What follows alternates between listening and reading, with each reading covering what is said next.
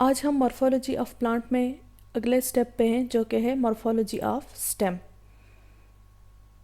तो सबसे पहले हम ये देखेंगे कि स्टेम क्या है। स्टेम को हम डिफाइन करते हैं द एक्सियल और aerial organ of shoot which originate from plumule, कि ऐसा ऑर्गन जो एरियल होता है मतलब कि अबव द ग्राउंड होता है मोस्टली, और प्लम्यूल जो है उससे ओरिजिनेट होता है। जिस तरह हमने पहले डिस्कस किया था कि जब सीड एक जर्मिनेटिंग स्टेजेस में होता है तो उसमें से दो सेक्शंस होते हैं। फर्स्ट रेडिकल होता है जो कि डाउनवर्ड ग्रो करता है और इससे आगे रूट बनती है, जबकि जो अपवर्ड ग्रो करता है वो उसको हम प्लम्यूल कहते हैं और उससे शूट या स्टेम बनती है। स्टेम के ऊपर ब्रांचेस, लीव्स, फ्लावर्स और फ्रूट्स वगैरह मौजूद होते हैं। इसके अलावा इन पे नोड्स और इंटर नोड्स भी होते हैं। तो नोड्स क्या हैं कि ऐसा पॉइंट होता है स्टेम के ऊपर जहाँ से लीव ओरिजिनेट करें। तो ये सपोज नोड है, यहाँ से लीव ओरिजिनेट करते हैं, फिर दूसरा नोड यहाँ पे आ गया, यहाँ से लीव ओरिजिनेट करेंगे। तो इन दो पॉइंट्स को हम कहते हैं नोड्स, जबकि इनके दरमियान का जो डिस्टेंस होता है उसको कहते हैं इंटर नोड। इसके अलावा ब्रांचेस, लीव्स, फ्लावर्स, फ्रूट्स और नोड्स, इंटरनोड के अलावा स्टेम के ऊपर हमें बर्ड्स भी देखने को मिलते हैं। बर्ड्स टर्मिनल भी हो सकते हैं और एक्सिलरी भी हो सकते हैं। टर्मिनल बर्ड का मतलब क्या है कि अगर ये स्टेम है, ठीक है, तो इसके अगर टॉप पे बिल्कुल एक टर्मिनल एक्सिस पे अगर बर्ड मौजूद होगा तो उस बर्ड को हम कहते हैं टर्मिनल बर्ड। अगर कहीं साइड पे मौजूद होगा किसी भी साइड पे तो उसको हम कहते हैं एक्सिलरी या साइड बर्ड कहा जाता है। जो स्टेम होती है ये पॉजिटिव फोटोट्रोपिज्म है, मतलब लाइट की तरफ डायरेक्टली ये लाइट की तरफ मूव करती है या ग्रो करती है, और नेगेटिव जियोट्रोपिज्म है कि अवे फ्रॉम अर्थ ये ग्रो करती है। स्टेम के फंक्शंस में अगर हम देखें तो सबसे मेन फंक्शन क्या है, सपोर्ट। ये लीव्स को सपोर्ट करती है और एज अ रिज़ल्ट लीव्स जो हैं वो एक्सपोज्ड होते हैं या मैक्सिमम रिसीव कर सकते हैं सनलाइट को। अगर स्टेम ना हो तो लीव्स एक ही जगह पे एक क्लस्टर सा बना लें और इस तरह से उनको जो मैक्सिमम रिक्वायर्ड होती है सनलाइट वो अवेलेबल ना हो। तो सनलाइट को लीव के साथ क्या कंसर्न है कि सनलाइट को यूज़ करके ही उन लीव्स ने फोटोसिंथेसिस के प्रोसेस से फूड बनानी होती है। इसके अलावा जब ये सपोर्ट करते हैं फ्लावर्स को तो फ्लावर्स भी एक्सपोज्ड हो जाते हैं टू फॉर पोलिनेटर्स, जो पोलिनेशन में हेल्प करते हैं। इंसेक्ट्स हो सकते हैं या कोई भी एजेंट्स हैं, विंड है अगर, तो उसको उसके लिए एक्सपोजर उसका हो जाता है और फिर वो आसानी से उनकी पोलिनेशन में हेल्प कर सकते हैं। इसके अलावा जब ये फ्रूट को सपोर्ट करता है तो उसमें इसका रोल क्या होता है कि फ्रूट के अंदर चूँकि सीड्स मौजूद होते हैं तो सीड्स की डिस्पर्सल जो है वो आसानी से हो सकती है। तो ये फर्स्ट फंक्शन था स्टेम का विच इज़ सपोर्ट। सेकंड क्या है, कंडक्शन। आपको पता है जो कंडक्टिव टिश्यूज होते हैं वो कौन से होते हैं, जाइलम और फ्लोएम। तो ये दोनों कहाँ पे मौजूद होते हैं, स्टेम के अंदर मौजूद होते हैं। तो इस तरीके से हम कह सकते हैं कि जो ओवरऑल है कंडक्शन का जितना भी प्रोसेस होता है वो स्टेम के थ्रू ही होता है, और कंडक्शन करने वाले एजेंट्स कौन से होते हैं, जाइलम एंड फ्लोएम। फिर है स्टोरेज। अब स्टोरेज की अगर हम बात करें, देखें जो स्टेम है उसके मेन फंक्शंस यही दो हैं, सपोर्ट और कंडक्शन। अब इसके बाद जो हम डिस्कस करेंगे वो आप कह सकते हैं कि एक्सक्लूसिवली या मेनली इसके मेजर फंक्शंस नहीं हैं, लेकिन बहुत सारी ऐसी कंडीशंस हमें देखने को मिलती हैं जहाँ पे ये बाकी फंक्शंस भी स्टेम परफॉर्म करती है। जैसे कि स्टोरेज की हम बात करें तो मुख्तलिफ मॉडिफिकेशंस होती हैं। इसका मतलब ये है कि नॉर्मली ये इस तरह की सिचुएशन नहीं होती, स्टेम के अंदर कुछ मॉडिफिकेशन, कुछ चेंजेस आती हैं जिसके बाद वो इस काबिल हो जाती है कि उसके अंदर फूड और वाटर वगैरह जो है वो स्टोर हो सकता है। एग्जाम्पल इसकी मोस्टली जो डेजर्ट प्लांट्स हैं, सकुलेंट्स जिनको हम कहते हैं, वो इसमें मेनली हम देखते हैं कि उनकी जो स्टेम होती है उसके अंदर भी फूड और वाटर की स्टोरेज होती है। फिर फोटोसिंथेसिस, तो फोटोसिंथेसिस मेजरली तो लीफ का फंक्शन है, लेकिन यहाँ भी फिर कुछ मॉडिफिकेशंस की बात आ जाती है कि कुछ प्लांट्स ऐसे हैं जिनके अंदर मॉडिफिकेशंस की वजह से उनकी जो स्टेम होती है उसके अंदर भी क्लोरोप्लास्ट मौजूद होता है और वो फिर फोटोसिंथेसिस करने के काबिल हो सकते हैं। फिर हम बात करते हैं वेजिटेटिव प्रोपोगेशन, या फिर हम इसको एसेक्सुअल या वेजिटेटिव रिप्रोडक्शन भी कहते हैं। इसके अंडर क्या होता है कि कुछ प्लांट्स की स्टेम इस तरह से मॉडिफाइड होती हैं कि वो वेजिटेटिव प्रोपोगेशन कैरी कर सकती हैं। जैसे हम अगर बात करें, हम जैसे रोज़ की कटिंग लगाते हैं तो वो एक प्रोपोगेट हो रही होती है, एक रिप्रोड्यूस हो रही होती है एसेक्सुअली, लेकिन उसमें हम कटिंग जो यूज़ करते हैं वो किसकी होती हैं, स्टेम की होती है ना। तो इस तरीके से हम कह सकते हैं कि एक रिप्रोडक्शन का जो प्रोसेस है वो भी फंक्शन वो भी स्टेम परफॉर्म करती है, लेकिन मेजर इसके दो फंक्शंस क्या हैं, सपोर्ट एंड कंडक्शन। तो हम जाते हैं क्लासिफिकेशन पे कि जो स्टेम है हम उसको उसकी बेस पे प्लांट्स को किस तरीके से क्लासीफाई कर सकते हैं। तो अगर हम सबसे पहले देखें, कुछ क्राइटेरियाज हमारे सामने ये लिखे हुए, उनकी बेस पे अकॉर्डिंग टू स्टेम जो है वो प्लांट्स की मुख्तलिफ क्लासेस बनाई गई हैं। तो इनको वन बाय वन हम देखेंगे डिटेल के साथ। सबसे पहले क्या है, ग्रोथ की बेस पे, कि प्लांट्स जो हैं मुख्तलिफ तरीक़ों से जब ग्रो करते हैं तो उनके अंदर स्टेम भी हमें मुख्तलिफ तरह की नज़र आती है। अब वो मुख्तलिफ ग्रोथ पीरियड्स या टाइम की बेस पे जब उनकी क्लासेस डिफरेंट होती हैं तो उनके अंदर स्टेम के में क्या डिफरेंसेस आते हैं। फर्स्ट हमारा क्राइटेरिया ये होगा। सेकंड आ जाती है फॉर्म या हैबिट, इसको हम कहते हैं कि वो जो भी प्लांट है उसकी स्ट्रक्चर कैसी है, उसकी हैबिट क्या है। तो डिटेल्स हम डिस्कस करेंगे, आपको क्लियर हो जाएगा ये। तो इसकी बेस पे भी हम 3 क्लासेस में फ़र्दर क्लासीफाई करते हैं प्लांट्स को, और उन तीनों क्लासेस की जो स्टेम होती है वो एक दूसरे से अलग अलग होती है। वैसे तो जनरली भी अगर ये क्वेश्चन हमारे सामने आता है कि on the basis of form हम प्लांट्स को कितनी क्लासेस में, या on the basis of habit हम प्लांट्स को कितनी क्लासेस में क्लासीफाई कर सकते हैं, तो हमारा जवाब जो है वो लाजमी यही होता है कि हर्ब्स, श्रब्स एंड ट्रीज़। लेकिन हम इन हर्ब्स, श्रब्स और ट्रीज़ के अंदर उसकी स्टेम को देखेंगे कि इन तीनों के अंदर स्टेम किस तरीके से एक दूसरे से डिफरेंट होती है। फिर आ जाता है on the basis of position, कि जो स्टेम है उसकी पोजीशन क्या है। उस लिहाज से जब पोजीशंस डिफरेंट होती हैं तो उन डिफरेंट पोजीशंस के अंदर स्टेम की टेक्सचर, स्टेम की टाइप किस तरह से है, उसकी सिचुएशन क्या है। इस तरीके से हम, ये हमारा थर्ड क्राइटेरिया है। तो फर्स्ट है on the basis of growth. Growth की जब हम बात करते हैं तो मुख्तलिफ प्लांट्स ऐसे होते हैं जो अपना ग्रोथ का जो पीरियड होता है, एक लाइफ साइकिल, उसको कंप्लीट करने के लिए वेरी करता है उनके अंदर, उनको टाइम पीरियड कितना चाहिए होगा। तो ये उनकी जो लाइफ साइकिल होती है इसकी बेस पे हम जब बात करते हैं तो जो कि कितने क्लासेस हैं on the basis of time required to complete one cycle, तो उसके लिए हम देखते हैं अगर तो 3 क्लासेस हैं, एनुअल्स हैं, बायनियल्स और पेरिनियल्स हैं। हमारा मकसद यहाँ पे टाइम ड्यूरेशन या उनकी लाइफ साइकिल को डिस्कस करना नहीं है, बल्कि इस बेस पे जो इस क्राइटेरिया पे जो क्लासिफिकेशन की गई है उनके अंदर स्टेम के डिफरेंसेस को डिस्कस करना है हमने इस टॉपिक के अंडर। तो सबसे पहले अगर हम एनुअल्स को देखें तो एनुअल्स तो वो प्लांट्स हैं जिनका लाइफ साइकिल एक सीज़न के अंदर कंप्लीट होता है। मतलब यह है कि अगर आप उनको एक सीज़न में लगाते हैं, सीज़न के शुरू में जब लगाते हैं आपको सीड सोइंग करते हैं इनके लिए, तो सीड सो होने के बाद जो है वो डायरेक्टली अगले सीज़न में जो है, सॉरी उस सीज़न के एंड पे जो है वो फिर से सीड प्रोड्यूस कर देता है। तो इसका मतलब क्या हुआ कि सीड से लेके दूसरे सीड तक का जो जर्नी होती है उसके लिए एक सीज़न रिक्वायर्ड होता है। विद इन 1 सीज़न वो अपना ये लाइफ साइकिल कंप्लीट करता है। तो ऐसे प्लांट्स को हम कहते हैं एनुअल प्लांट्स मोस्टली। अब हम डायरेक्ट, ये तो एक उसका इंट्रोडक्शन आ गया, इंट्रोडक्शन के बाद डायरेक्ट हम जाएंगे कि उनकी स्टेम कैसी होती है, क्योंकि हमारा मेन टॉपिक स्टेम का ही है। तो मोस्टली जो एनुअल्स होते हैं उनकी स्टेम हर्बेशियस होती है। हर्बेशियस स्टेम कौन सी होती है? जो सॉफ्ट होती है और टेंडर होती है, बहुत सॉफ्ट होती है। इसको आप आसानी से हाथ से तोड़ सकते हैं, ठीक है। तो एग्जांपल अगर आप इसकी देखें, मस्टर्ड और मेंथा, या मेंथा जिसको हम पुदीना भी कहते हैं। तो यहाँ पे आप इन फोटोग्राफ्स में देखें तो ये क्या है, मस्टर्ड की या सरसों की ब्रासिका जो है उसकी एक स्टेम है। तो आप लोग इससे बड़ी अच्छी तरह वाकिफ़ होंगे कि कैसे जो है ब्रासिका की, एक तो पहली बात तो ये कि कैसे ये एनुअल है कि एक ही सीज़न में हम इसकी सोइंग करते हैं और उसी सीज़न के एंड पे हमें उसमें से सीड्स मिल जाते हैं, फ्लावरिंग होती है और फिर सीड्स बन जाते हैं। दूसरी बात ये कि आपको आपके माइंड में होगा बिल्कुल कि इसकी स्टेम किस तरह की होती है, सॉफ्ट होती है, टेंडर होती है। दूसरी तरफ अगर आप देखें तो मेंथा है, तो मेंथा का भी यही है कि आप उसकी स्टेम को बहुत आसानी से तोड़ सकते हैं। तो ये किसके अंडर आती हैं? एनुअल्स प्लांट्स के अंडर, जिनकी स्टेम हर्बेशियस होती है। जब हम मूव करते हैं टुवर्ड बायनियल्स, तो ये वो प्लांट्स होते हैं जिनका लाइफ साइकिल 2 सीजन्स पर कंप्लीट होता है। इनकी स्टेम भी तकरीबन हर्बेशियस ही होती है, लेकिन इतनी ज़्यादा सॉफ्ट और टेंडर नहीं होती जैसी एनुअल्स की तरह हो, ठीक है। एनुअल से थोड़ी सी टफ होती है, थोड़ी सी ये वुडी होती है, लेकिन फिर भी हर्बेशियस ही के कैटेगरी में आती है। इसकी एग्जांपल है ऑनियन और कैरेट वगैरह। तो उसको भी आप आसानी से हाथ से तोड़ सकते हैं, लेकिन थोड़ा सा फ़र्क होता है कि हर्बेशियस जो हमने एनुअल्स में देखी उनकी स्टेम ज़्यादा सॉफ्ट होती है, ज़्यादा टेंडर होती है एज़ कम्पेयर टू दीज बायनियल्स। फिर आ जाता है थर्ड वन, पेरिनियल्स। तो पेरिनियल्स वो हैं जिनकी लाइफ साइकिल के अंदर 2 से ज़्यादा सीजन्स होते हैं, ठीक है। वो आप इनको एवरग्रीन प्लांट्स भी कह सकते हैं।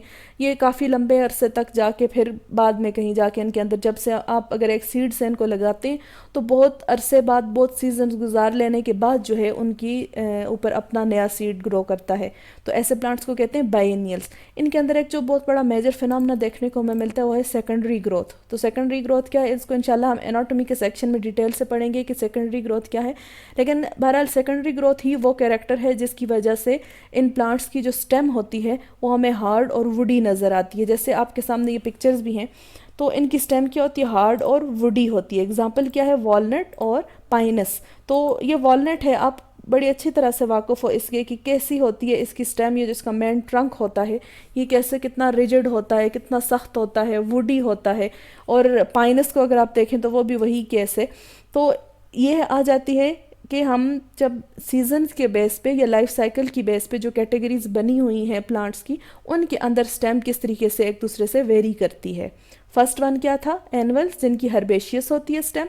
बायनियल्स की हर्बेशियस होती है लेकिन इतनी ज़्यादा सॉफ्ट या टेंडर नहीं होती जैसे एनुअल्स की है, जबकि पेरिनियल्स की तो बहुत ज़्यादा सख्त, वुडी और हार्ड स्टेम होती है, और इनके अंदर सेकेंडरी ग्रोथ भी हमें देखने को मिलेगी।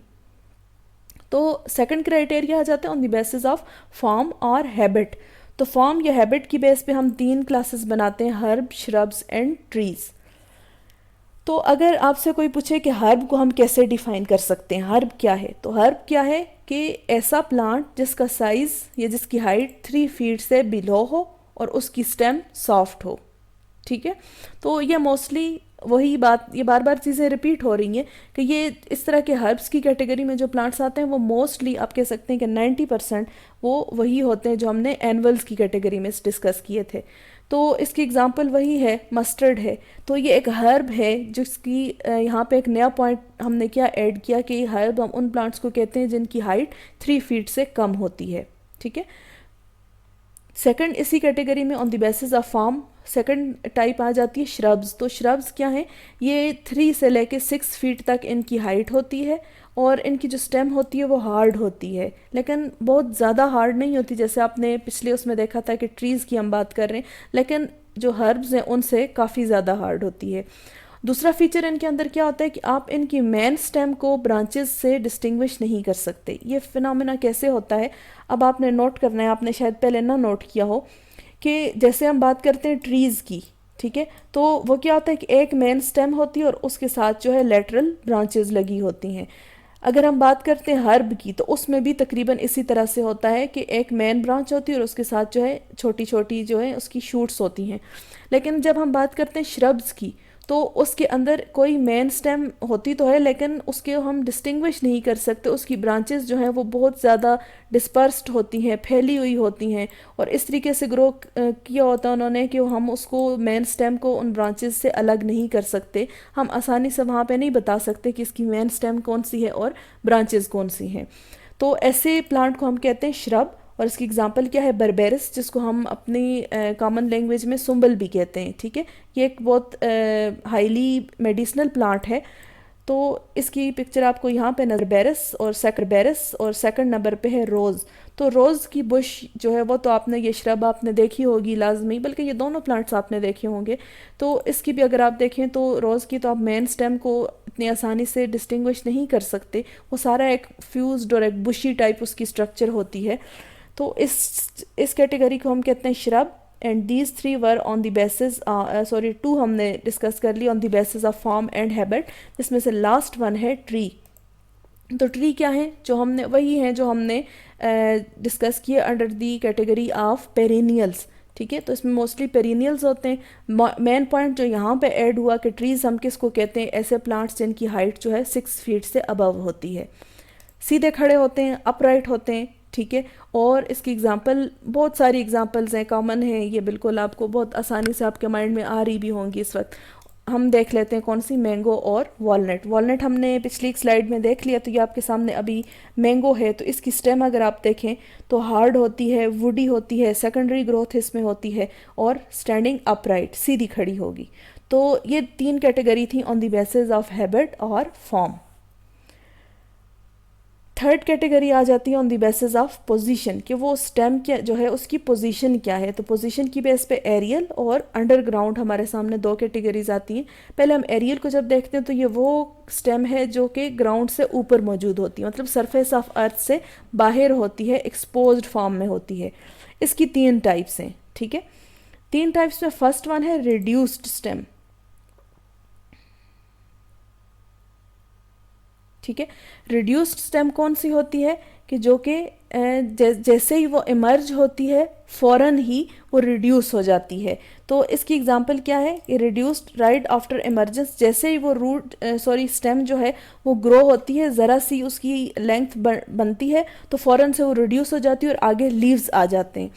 तो इस वजह से हमें ऐसा लगता है कि जैसे देखिए सपोज़ अगर ये मैं एक ऐसे प्लांट की डायग्राम अभी बना रही हूँ जो कि इन रियलिटी एग्जिस्ट नहीं करता, ठीक है। तो ये रूट्स हैं, इसके ऊपर ज़रा सी ये स्टेम जैसे ही ग्रो होती है और उधर ही फिर वो रिड्यूस हो जाती है और उसके ऊपर जो है लीव्स लगने शुरू हो जाते हैं। तो एज अ रिज़ल्ट वो प्लांट देखने में कुछ ऐसी हमें लुक देता है कि ये जो रूट है उससे डायरेक्टली लीव्स इमर्ज हो रहे हैं, लेकिन असल में वहाँ पे दरमियान में छोटा सा पोर्शन ऐसा होता है कि जहाँ पे वो रिड्यूस्ड स्टेम मौजूद होती है और वो यहाँ पे होगा, ठीक है। तो इसकी एग्जांपल क्या है, आपने देखा होगा कैरेट को देखा होगा। तो कैरेट का वो पार्ट जो अक्सर हम खाते हुए हटा देते हैं, ठीक है। यहाँ पे एक तो ऊपर उसके यहाँ से ऊपर लीव्स होते हैं, यहाँ पे छोटा सा एक पोर्शन होता है जिसको जो एडेबल नहीं होता, बड़ा उसका ख़राब सा टेस्ट होता है, उसको हम हटा देते हैं और नीचे वाला पोर्शन हम खाने के लिए यूज़ करते हैं। तो जिस पोर्शन को हम हटाते हैं वो उसकी रिड्यूस्ड स्टेम होती है, ऊपर वाले लीव्स होते हैं और नीचे वाला पोर्शन जितना भी है वो उसकी रूट होता है, ठीक है। टैप रूट होता है, फ्लैशी टैप रूट, आपने पिछले टॉपिक में डिस्कस भी किया। इसके अलावा अगर हम बात करें ऑनियन की, तो ऑनियन के जो बिल्कुल बेस पे आप देखें अगर, तो बेस पे आपको सबसे पहले तो रूट्स नज़र आती हैं, ठीक है। जो जैसे ये ऑनियन है, मैं यहाँ पे ड्रा कर देती हूँ, तो यहाँ से नीचे छोटी छोटी आपको रूट्स नज़र आती हैं, ये होती हैं उसकी एडवेंटिशियस रूट्स होती हैं। उसके बाद यहाँ पे आपको स्टेम नज़र आएगी, ठीक है, उसका स्टेम का बेस, और स्टेम फिर उस पूरे उस स्ट्रक्चर जो भी हमारे पास होती है उसके अंदर से इस तरीके से गुजर रही होती है। आपने अक्सर देखा होगा कि कुछ ऑनियन जब हम काटते हैं तो उनके अंदर बिल्कुल उनकी सेंटर में एक थोड़ा सा हार्ड पार्ट होता है, वो उसकी स्टेम होती है, जबकि उसके इर्द गिर्द जो है इस तरीके से वो जो लिपटा हुआ पोर्शन होता है लेयर्स की फॉर्म में जो होता है, जो हम एडिबल पर्पज़ के लिए यूज़ करते हैं, वो उसके लीव्स होते हैं, ठीक है। तो उसमें आप ये समझें कि दरमियान में स्टेम, ठीक है, स्टेम इस तरह की होती है, बेस होती है उसकी, और फिर ऊपर की तरफ वो ग्रो कर जाती है। बेस से उसकी एडवेंटिशियस रूट्स निकलती हैं, जबकि जो लीव्स होते हैं वो इस तरीके से उस स्टेम के गिर्द लिपटे हुए होते हैं, ठीक है, लेयर्स की फॉर्म में उसके गिर्द इस तरीके से कवर किया होता है उन्होंने। तो ऐसी स्टेम को हम कहते हैं रिड्यूस्ड स्टेम, और इसकी एग्जांपल दो हमारे सामने कौन सी है, टर्निप और ऑनियन वगैरह, या कैरेट हमने। तो टर्निप में भी अगर आप ज़रा सोचें, इधर अनफॉर्चुनेटली पिक्चर अवेलेबल नहीं है, तो टर्निप जो होता है वो तकरीबन इस शेप का होता है, और इसके ऊपर ज़रा सा जहन पे जोर दें अगर आप, तो यहाँ पे आपको कुछ ऐसी स्ट्रक्चर नज़र आती है जिसको हम काट के फेंक देते होते हैं, ठीक है, और उससे फिर ऊपर लीव्स निकल रहे होते हैं। तो वो जो यहाँ पे जो पोर्शन होता है वो उसकी रिड्यूस्ड स्टेम होती है, ठीक है। तो ये थी first type in aerial stem, जिसमें हमने देखा कि रिड्यूस्ड होती है स्टेम। सेकंड आ जाती है एरियल में कि ऐसी स्टेम जो इरेक्ट हो, सीधी खड़ी हो, ठीक है, अपराइट एंड स्ट्रेट, सीधी होती है और इसकी लेंथ होती है थोड़ी सी, बिल्कुल रिड्यूस की तरह नहीं होती, थोड़ी सी लेंथ इसकी होती है। और यही ट्रू स्टेम है जिसको हम अक्सर जब हमारा जो फर्स्ट कंसेप्ट बनता है किसी भी स्टेम के बारे में, तो आपके माइंड में क्या आता है, स्टेम, हमारे जहन में एक शेप आती है कि प्लांट की, ठीक है। तो हम प्लांट की बेसिक शेप क्या ड्रा करते हैं, इस तरीके से, ठीक है। तो यहाँ पे जो बेसिक जो फर्स्ट कॉन्सेप्ट होता है हमारा स्टेम का, उसको हम कहते हैं ट्रू स्टेम, और वो कौन सी होती है, वो ये इरेक्ट एरियल स्टेम होती है, ठीक है। तो इसकी एग्जांपल क्या है, ट्यूलिप्स और वॉलनट वगैरह, या इसके अलावा बाकी भी बहुत सारे हैं। तो ये आ जाती हैं ऐसी स्टेम जो कि इरेक्ट होती है, अपराइट स्टैंडिंग होती है, और इसकी थोड़ी सी लेंथ होती है as compare to reduced stem. तो ये आपके सामने ये जो पिक्चर है, बहुत ये खूबसूरत, ये जो फूल हैं इनको हम ट्यूलिप्स कहते हैं, इनकी स्टेम आप देख लें, फिर आ जाती है अंडरग्राउंड स्टेम। तो अंडरग्राउंड स्टेम कौन सी है, नाम से ही पता चल रहा है कि ये सबमर्ज्ड होती हैं सॉइल के अंदर और बिलो सॉइल सरफेस ये होंगी, ठीक है। ये इनके अंदर मोस्टली हम देखते हैं कि अगर बिलो सरफेस होती है ये स्टेम है, ठीक है। तो बिलो सरफेस होने की वजह से अक्सर हम इसको धोखा खा जाते हैं, हम इसको रूट समझते हैं, लेकिन ये स्टेम होती है और रूट की ही तरह थिक और स्वॉलन होती है due to storage of food. तो जो हमने फंक्शंस में बात की थी कि ओकेजनली कुछ केसेस में हम देखते हैं मॉडिफिकेशंस की फॉर्म में जो रूट्स होती हैं, सॉरी स्टेम जो होती है उसमें स्टोरेज का फंक्शन भी परफॉर्म किया जाता है। तो वो ये है अंडरग्राउंड स्टेम में स्टोरेज होती है। तो इसकी वजह से स्टोरेज की वजह से थिक फ्लैशी हो जाती हैं, स्वॉलन हो जाती हैं और ये कॉमन है पेरिनियल्स में, ठीक है। और इसकी वजह से हमें रूट की तरह देखने को मिलती है। इनके ऊपर नोड्स कुछ में मौजूद होते हैं और कुछ में नोड्स नहीं होते, ठीक है, जो अंडरग्राउंड स्टेम होंगी। तो एग्जाम्पल आगे इसकी फर्दर क्लासिफिकेशन अगर हम करें अंडरग्राउंड स्टेम की तो आ जाता है राइजोम, कॉम और बल्ब। सबसे पहले हम देखते हैं राइजोम को। राइजोम जो होते हैं ये एलोंगेटेड शेप के होते हैं, ठीक है, मतलब इस तरीके से एलोंगेटेड इनकी शेप होती है। ये ग्राउंड से हॉरिजेंटल ग्रो करते हैं। इसका मतलब ये है कि सपोज़ ये सरफेस ऑफ ग्राउंड है, यहाँ पे वो प्लांट ग्रो कर रहा है और इसके ये लीव्स और सब कुछ बाकी जो एरियल पोर्शन है वो है, जबकि इसके नीचे जो ये इसकी अंडरग्राउंड स्टेम है वो इस तरीके से उस ग्राउंड के साथ हॉरिजेंटली ग्रो करती है, ठीक है। मतलब कि ये नीचे की तरफ ग्रो नहीं करती बल्कि ग्राउंड के साथ इस तरीके से ग्रो करती है, इधर ये एक ही जगह पे वो जमा होती रहती है। इनके ऊपर जो है नोड्स और इंटर नोड्स भी मौजूद होते हैं, ठीक है। और इसकी एग्जांपल क्या है, जिंजर और टर्मेरिक वगैरह। टर्मेरिक क्या होता है, हल्दी, ठीक है। तो जिंजर आपके सामने है यहाँ पे, ये जिंजर है, ठीक है, ये देखें आप इसको, ये जिंजर है और यहाँ पे आप देखें तो ये टर्मेरिक है, हल्दी। तो हल्दी जो हम एडिबल जो हम यूज़ करते हैं स्पाइस, तो उसको वो कैसे बनाई जाती है, वो इन ये जो रूट्स होती हैं, रूट लाइक स्ट्रक्चर, ये वैसे साइंटिफिकली तो स्टेम है, इनको निकाल के इनको प्रोसेस किया जाता है। कुछ हमारी बड़ी फर्नेसेस होती हैं, भट्टियाँ होती हैं, उनके अंदर इनको पकाया जाता है, जलाया जाता है। जलाने के बाद फिर उसको पाउडर फॉर्म में कन्वर्ट करके फिर जो हमें कमर्शियली अवेलेबल होता है मार्केट में। तो ये क्या है, टर्मेरिक है और ये क्या है, जिंजर है। और ये टाइप कौन सी है, स्टेम की, राइजोम है। तो आज के बाद एक बात माइंड में रखनी है कि जिंजर या टर्मेरिक जो है ये रूट्स नहीं है बल्कि ये स्टेम है, अंडरग्राउंड स्टेम है, ठीक है। और इसको हम कहते हैं राइजोम। सेकंड आ जाती है अंडरग्राउंड स्टेम में कॉम। कॉम कौन सी होती है, पिछला हमने देखा कि इनकी जो शेप थी वो क्या थी, एलोंगेटेड थी, जबकि कॉम जो होता है उसकी तकरीबन जो है राउंड शेप होती है। और नोड्स की जब हम बात करते हैं तो आपको जिंजर के ऊपर अक्सर जो है, जैसे सपोज अगर ये जिंजर है तो आपको ऐसे उसके ऊपर काफ़ी सारे नोड्स देखने को मिलेंगे, लेकिन जो कॉम होती है उसके ऊपर नोड जो है थोड़े से होते हैं, चंद ही नोड्स मौजूद होते हैं। अब इसकी जो स्टेम की बेस होती है उसके ऊपर मुख्तलिफ लीव्स भी मौजूद हो सकते हैं। इसके अलावा एडवेंटिशियस रूट्स भी स्टेम की बेस में से राइज होती हैं। एग्जांपल इसकी क्या है, क्लोकेशिया। क्लोकेशिया क्या है, जिसको हम इरवी भी कहते हैं, ठीक है, इरवी, या फिर जिसको हम कचालू कहते हैं, ठीक है। ये एडिबल है, अक्सर हम लोग इसको बनाते हैं, घरों में पकाते हैं, ठीक है। तो ये क्या है, क्लोकेशिया। और क्लोकेशिया या कचालू जो है ये भी कोई रूट नहीं है बल्कि ये कॉम है। और कॉम क्या होता है, अंडरग्राउंड स्टेम होती है। तो ये देखें, ये है क्लोकेशिया। इसके ऊपर आपको ये नोड्स भी नज़र आ रहे होंगे, ठीक है, और इसकी शेप भी आप देख लें। थर्ड आ जाती है अंडरग्राउंड स्टेम में बल्ब। तो बल्ब क्या होती है, ये डिस्क शेप होता है, मतलब कि ये राउंड या एलोंगेटेड नहीं होता बल्कि इस तरीके से मोस्टली इसकी डिस्क शेप होती है।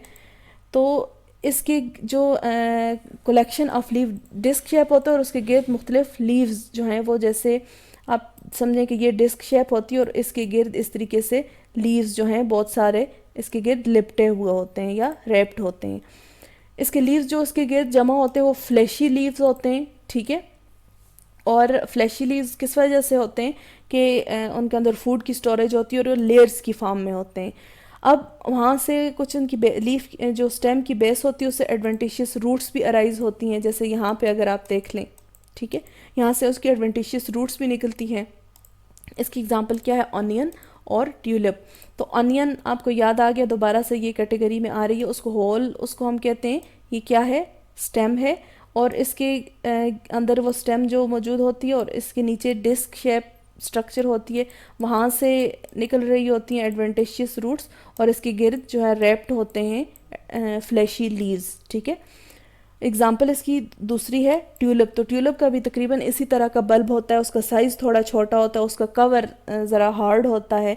तो बाकी दोनों एक जैसी चीज़ें हैं, ऑनियन की जैसा ही बल्ब होता है।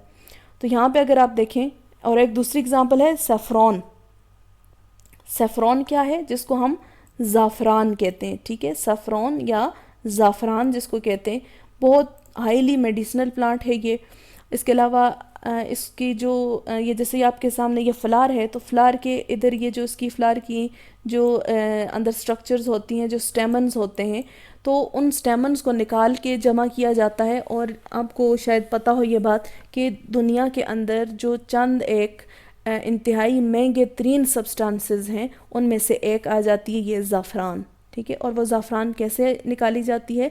वो इसके फ्लावर के अंदर मौजूद ये जो स्टेमन होता है वो होती है। ठीक है, तो इसका भी इसी तरीके से ये बल्ब बनता है। ये नीचे देखें, उसके एडवेंटिशियस रूट्स हैं, और इसके अंदर से एडवेंटिशियस रूट्स के ऊपर जो है ये फ्लैशी लीव्स मौजूद हैं। दूसरी तरफ अगर देखें तो ये ट्यूलिप्स हैं, तो इनके भी बल्ब को आप गौर से देख लें। ठीक है, तो ऐसी जो स्ट्रक्चर होती है हम उसको कहते हैं बल्ब, और ये स्टेम होती है, रूट नहीं होती। इसकी रूट जो है वो इसके नीचे मौजूद होती हैं, जो आपको यहाँ पे ये जो वाइट पोर्शन नज़र आ रहा है। तो this was the last type in underground stem. Additionally bonus के तौर पर ये मैं आपको कुछ सीनरीज दिखा रही हूँ कि ये क्या है। एक ज़ाफ़रान का फील्ड है। तो ज़ाफ़रान आपको शायद पता हो कि जैसे मैंने पहले बताया, ये बहुत कमर्शियल लेवल पे लगाई जाती है क्योंकि बहुत एक्सपेंसिव है। ये मेडिसिन्स में यूज़ की जाती है, ये कन्फेक्शनरीज़ में यूज़ की जाती हैं, तो बहुत ज़्यादा इसकी इम्पोर्टेंस है। और कहते हैं कि ये गोल्ड से भी ज़्यादा महंगी होती है। दूसरी तरफ अगर देखें तो ये है ट्यूलिप्स। ठीक है, तो ट्यूलिप्स के लिए दुनिया में सबसे ज़्यादा मशहूर एरिया कौन सा है?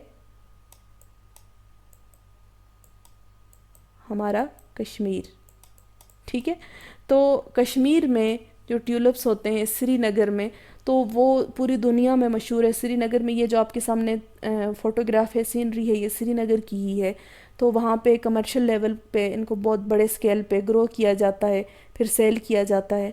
So this was all about morphology of stem. इंशाल्लाह हम इसका प्रैक्टिकल भी करेंगे नेक्स्ट टाइम। तब तक के लिए अल्लाह हाफिज़।